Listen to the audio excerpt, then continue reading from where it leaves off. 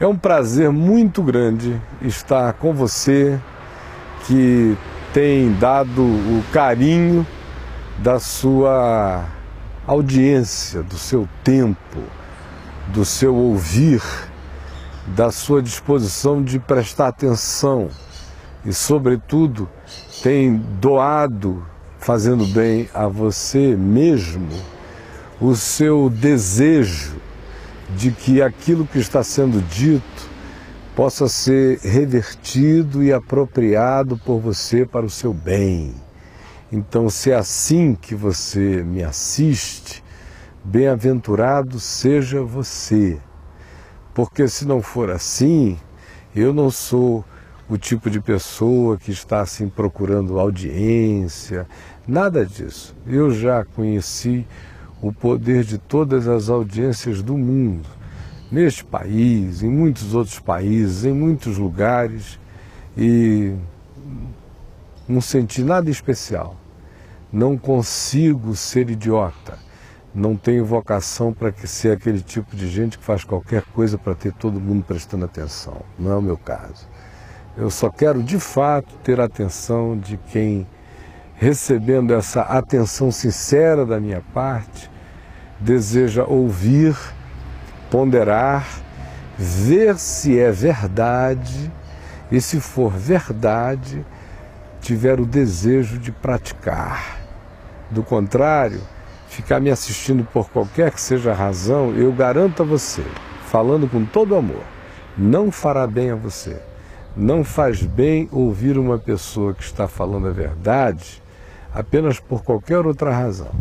Porque você acha o meu gorrozinho, o meu chapéu diferente, tem as minhas razões particulares para gostar dele, não tem magia nem simbolismo, é só um gosto. Ou porque você diz, legal, o cara grava lá à vontade na casa dele, que bom. Bobagem sua, porque enquanto isso, o que eu estou pregando aqui é o Evangelho. E ele vai entrando.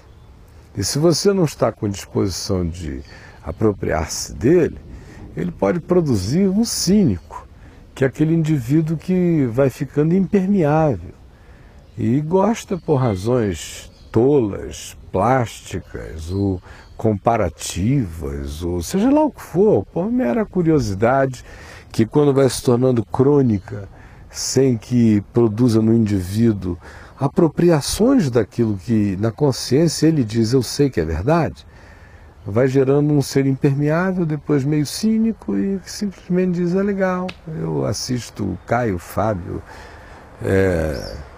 uma vez por semana. Você está pensando que isso me diz alguma coisa? Não diz nada. Acredite em mim, eu fico só com pena, compaixão profunda, porque você está desperdiçando uma chance maravilhosa, porque eu sei que o que eu estou dizendo não é novo, é o Evangelho de sempre. Ele só está sendo dito por mim no meio de uma geração que esqueceu que o Evangelho, de novo. Mas é o Evangelho de sempre.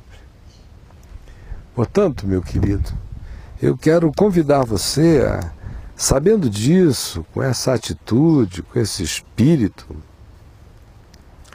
prestar atenção na leitura que eu vou fazer na carta de Paulo aos Efésios, numa carta riquíssima, que eu ficaria aqui anos expondo-a para você, mostrando as riquezas das verdades e das revelações aqui contidas e aqui crescidas e expandidas, porque essa palavra é viva. Mas quero que hoje você preste atenção só em 2 versículos, no capítulo 4 da carta aos Efésios, versículos 26 e 27. Irai-vos e não pequeis. Não se ponha o sol sobre a vossa ira, nem deis lugar ao diabo. Irai-vos e não pequeis. Não se ponha o sol sobre a vossa ira, e nem deis lugar ao diabo. São palavras do apóstolo Paulo. Primeiro ele está dizendo que irar-se ser acometido pela subteza, pelo ímpeto, provocado por um desagrado, por uma injustiça, por uma perversidade, ou por uma desobediência crônica, ou por uma provocação, ou por uma hostilidade, e por causa disso irar-se, espumejar, avermelhar-se de ira. Ele diz que muitas vezes é inevitável, especialmente para a maioria das pessoas. A gente pode crescer, a gente pode desenvolver, a gente pode amadurecer e a gente pode se treinar no espírito, na força da consciência, para não se deixar entregar às subtezas das iras, mesmo que elas tenham as suas justificativas e razões, porque não há nenhuma vantagem em ficar irado. A maior vantagem é ser uma pessoa não irável, impossível de fazer-se irar. Se alguém consegue chegar a esse ponto, esse indivíduo está liberto de muitos males na vida. Mas Paulo diz que a maioria não consegue isso. Como ele está escrevendo para a maioria, esperando que entre a maioria alguns desejem escolher um caminho sobremodo excelente, um caminho que não seja o da maioria, porque a maioria é a média é o mediocre, no inglês seria mediocre, e vem da palavra que é mediano. Medíocre é um indivíduo que existe na média, é o filho da média, é o rei da média, é o medíocre. Mas como Paulo está lidando com medíocres, com gente que demora muito a entender que melhor do que a média é o excelente, é escolher as melhores coisas, é ambicionar as melhores perspectivas, valores e estados de ser e de manifestação de espírito, como ele sabe, no entanto, que é a média, é a maioria, é a majority, é a moralidade, é o pessoal da moral. Moral também é aquilo que é da maioria, e justamente, portanto, é o da média. Justamente, portanto, é medíocre, porque quem segue a média não conhece a justiça. A justiça, às vezes, vai para além de toda a média. No entanto, como Paulo está escrevendo para a média, ele diz: já que você não consegue não se irar, já que você não consegue evitar a subteza, então irai-vos e não pequeis. Eu acho isso de uma generosidade maravilhosa, porque nos traz para a situação na qual a média humana, a resposta da pulsão psíquica misturada com os instintos animais e que gera as nossas subtezas, as nossas iras, os nossos descontroles, são ainda tratadas com extrema bondade e misericórdia. Porque Paulo diz: enirando-se, na expectativa de que isso seja no máximo um episódio espalhado, espaçado, e não se transforme naquilo que ele chama de iras. Aqui mesmo em Efésios, versículos adiante, ele diz: entre vós não haja iras, que já é essa perspectiva desse negócio se tornando um espírito, algo crônico, sistematizado, contínuo. Não. Se é episódico e que ainda é uma coisa da maioria, não é ainda o caminho melhor e mais excelente, mas ainda assim, Paulo diz: se acontecer, não transforme isso em pecado. Aí você chega para mim e diz: mas será que ira não é sempre pecado? A ira que é imotivada, ela é sempre pecaminosa, é aquela antipatia gratuita. aquela vontade de projetar a sua própria maldade como perversidade no outro. Essa aí é odienta, ela é homicida, é feia e, infelizmente, milhões a praticam sistematicamente dizendo eu sou assim. Mas não estou falando dessa baixaria, não. Eu estou falando de gente boa que tem acessos de algumas coisas desse tipo, como a maioria. E Paulo diz, se isso acontecer, que aconteça sem fazer você pecar. Significando dizer que até Deus olha para determinadas coisas e diz, considerando a relatividade dessa minha criaturinha, e considerando que ela ainda habita as dimensões da mediocridade em relação ao que ela poderia se tornar, se ela quisesse, crendo e confiando em mim, para esse nível, para essa percepção, essa resposta, ainda que não seja o ideal para ela, não recebe nenhuma imputação de pecado. E Paulo diz, mas não fique muito tempo nesse estado. Então ele diz, irai-vos e não pequeis, nem deis lugar ao diabo, não se ponha o sol sobre a vossa ira. Olha aqui, palavras interessantes. Irai-vos e não pequeis, não se ponha o sol sobre a vossa ira, nem deis lugar ao diabo. Ele diz que essa subteza que pode nos acometer, se ela for nutrida por nós, se o cara passar o dia inteiro remoendo aquilo para lá, para cá, zangado, de mal, cheio de razões, cheio de direitos, com a cabeça fantasiando mil coisas, inventando, ele deve ter dito aquilo naquele dia, já era por isso, já era por aquilo, já vai criando uma construção maligna, vai criando um inferno na cabeça. Aí encontra o cara e se torna mais hostil ainda, e do lado de lá recebe uma devolução piorada, aí só aumenta tudo. É um negócio horrível. Se você teve esse acesso, mas de repente começa a nutrir isso durante o dia, chega nesse estado e vai dormir nesse estado, deixa o sol se pôr sobre a sua ira. Na linguagem antiga do apóstolo Paulo, quando o sol se punha, era uma marca de que a noite tinha chegado, era hora de fazer a refeição última, uma ceia leve, e logo depois dormir.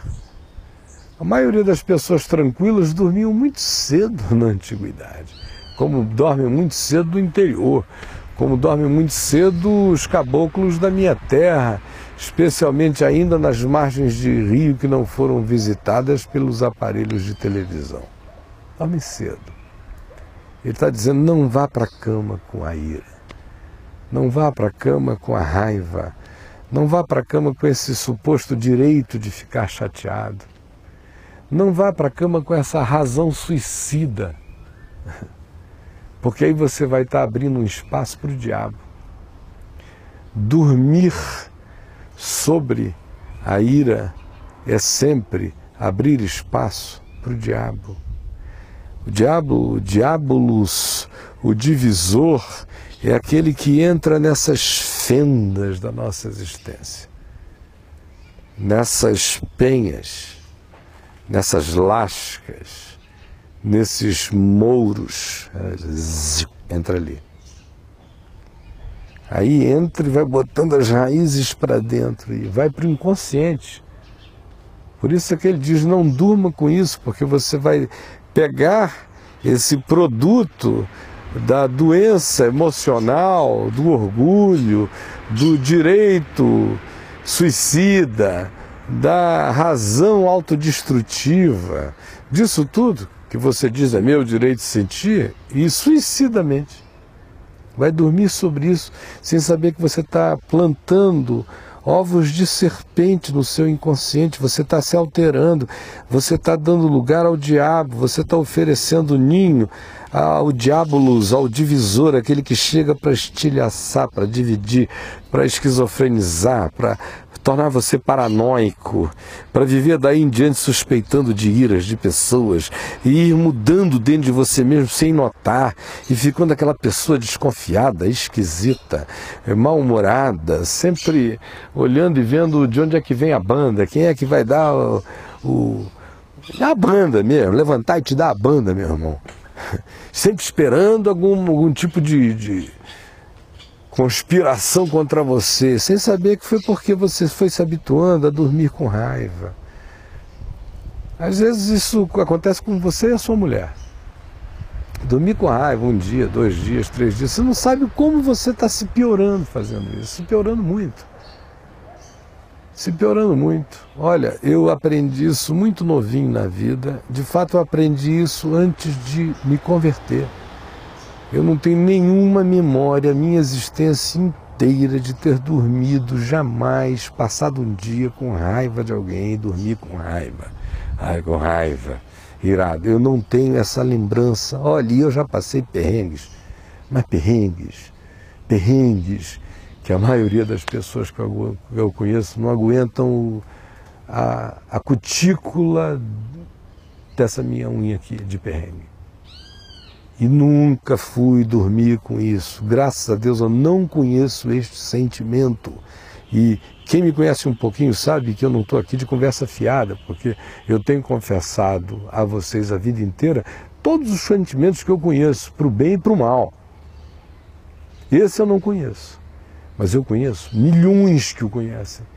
E eu vejo como essas pessoas vão ficando arruinadas, vão oferecendo ninho para o diabo, um saco para dentro onde o diabo bota seus ninhos. Essa é a grande macumba. Tem gente que fica pensando que as macumbas e os despachos terríveis são os que acontecem nas esquinas. Não se engane, meu amigo, não são não. Esses das esquinas só pegam naqueles que creem neles e que acabam ficando mais assolados pelo próprio medo do que por qualquer outra coisa. Agora, os grandes despachos e as grandes macumbas, eu digo a você onde acontecem, elas são essas que você faz guardando ira, ódio, rancor, raiva, amargura, desconfiança, suspeição, paranoia, antipatia, todas essas coisas ligadas ao espírito do ódio, da ira e dos seus filhotes malévolos. Você vai abrigando isso aqui dentro, vai dormindo, noite após noite. Tem gente que odeia anos a fio, meu Deus, anos a fio, anos. O cara vira um demônio, não sabe, se veste bem, come bem, bebe bem, é charmoso para os que interessam, mas o bicho é um diabo dentro dele, porque ninguém odeia anos e fica impune. De modo nenhum, ninguém, você está me escutando, ninguém, esse negócio vira tudo, além de que adoece seu espírito, sua alma, adoece seu corpo, mata você está comendo seus pedaços. Ódio é câncer em todas as dimensões do ser. E tem gente que vive assim anos e anos. Ódio é paranoia. Ódio é doença mental. Ódio é escravidão. Ódio tira o indivíduo de qualquer que seja o caminho bom e o planta no chão da desgraça. E não é o inimigo dele que vai sofrer, é ele que vai ser a maldição de si mesmo. Ele é a macumba contra ele. Ele é o despacho perverso contra ele mesmo. Porque quem abre esse lugar, ainda que seja essa ira que começa com a bondade de Deus dizendo, olha, não fique assim, não transforme isso em algo crônico, mas por esse instante, por esse momento, considerando a relatividade de tudo, você ainda não pecou. Agora, não guarde isso, não deixe o sol se pôr sobre isso, não durma sobre isso, não leve isso para o inconsciente, não plante essa semente dentro de você, porque senão, inevitavelmente, você está dando lugar ao diabo. Aí você olha para mim e diz o seguinte: escute, mas eu estou fazendo isso há muito tempo, o que eu faço agora? O que eu faço agora? Eu digo a você o que você tem que fazer agora. É simples. Eu sei um modo de você sair desse inferno e tirar esse inferno de dentro de você, tirar esse diabo que se alojou em você e no qual você está se tornando um diabo para outros. Porque um ser que carrega isso, onde chega, emana toda sorte de coisas ruins. O que você tem que fazer? Eu digo a você: você tem agora mesmo que perdoar, como Deus em Cristo tem perdoado você. Você tem que agora mesmo perdoar. Chegar e dizer: Senhor, eu perdoo. E não é fazendo favor a ninguém, não. Você está pensando que quando você perdoa alguém, você está fazendo um favor à pessoa a quem você perdoa? Você é um bobinho, tolinho, bobinho, estou lhe dizendo. Você está agindo com graça em favor de você mesmo. Você está ficando livre de um diabo, de um demônio. Você está deixando de ser uma macumba contra você, uma maldição ambulante. E você acha que ainda está fazendo favor ao outro? Seu bobo. O outro pode se beneficiar ou não desse seu ato, mas você vai se beneficiar eternamente. Outra coisa que você precisa saber é que esse perdão não só é um privilégio e que o maior beneficiado é você, quem está ficando liberto é você, e você faz isso por amor a você mesmo. Quem não odeia nunca é porque se ama o suficiente para não odiar. Somente um indivíduo que não se ama, o complexado, inferiorizado, é que precisa odiar, precisa ter raiva, precisa disso tudo, justamente porque ele não tem amor por ele mesmo, porque quem se ama não odeia. Antes de ser quem ama o outro, é quem se ama, quem se quer bem, quem quer se proteger não odeia, porque quem odeia, melhor seria enfiar um negócio assim horrível e ficar tentando fazer araquiri o dia inteiro. Quem está se matando é você. Então, não apenas isto, mas muito mais que isto. O que eu estou querendo dizer a você é que você precisa hoje dizer: se eu não assumir essa decisão de perdoar e ficar livre de todo esse espírito e não deixar que o meu cérebro fique viciado na ira, porque até o cérebro da gente se altera quando a gente fica odiando muitos anos, até as estruturas neurais do cérebro se alteram. A gente passa a ter gatilhos disparando o tempo todo com iras, porque até o cérebro vai sendo moldado pela intensidade dessas ações espirituais e dessas pulsões psíquicas que altera o estado nervoso, que altera a produção química, que acaba alterando conexões neurais. Isso não é brincadeira, não. Eu não estou inventando isto. Qualquer um que conheça neurociência suficientemente bem vai saber que eu estou dizendo a verdade. Então, antes que esse negócio fique irreversível, comece o processo de volta. Pode dar trabalho, mas isso só vai acontecer quando você entender que você foi perdoado por Deus. Você está perdoado dos seus pecados agora, em nome de Jesus. Perdoe-se, perdoe os outros, desarme o disjuntor dessa bomba que vai implodir você. Desarme agora.